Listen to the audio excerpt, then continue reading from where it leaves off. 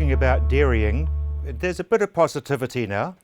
Yes, there is. Of course, we've seen the last couple of global dairy trade auctions have increased quite significantly on the last one, and then Fonterra just in the last week or so indicating that their forecasting is up 50 cents, which is, that's put a lot of smiles on the dials, a bit of spring in the step when our farmers out there are doing their hard yards in the middle of calving as we speak.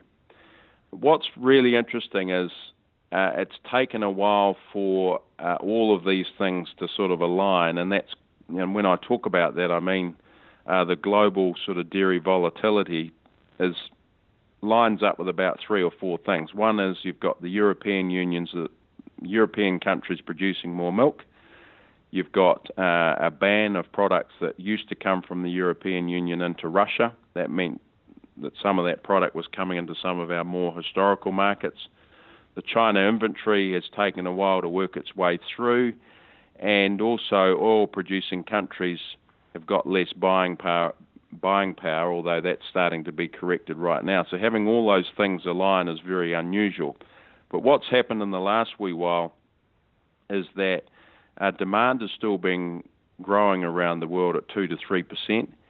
New Zealand's supply was back about 3% for the last 12 months, indicating to be back another 3% for this season. And so that means it wouldn't take much for the price to start coming up when you see the growth demand figures. So less milk coming out of the European Union as well, which is a positive for New Zealand farmers. So, they're about 156 billion litre market, and if we're about 20 billion, if they reduce just a little bit, that's significant for global supply.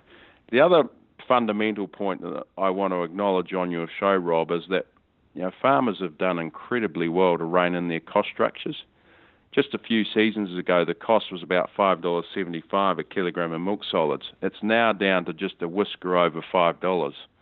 So farmers have tightened their belt. They're focused on their line-by-line cash flow analysis. They work very closely with their professional advisors, their banks and accountants, to make sure that ultimately they're growing as much grass and harvesting it and making sure that they're running a very efficient and profitable business. And by and large, most dairy farmers will come through this period having a more resilient business model going forward, which I think is absolutely fantastic. But we shouldn't,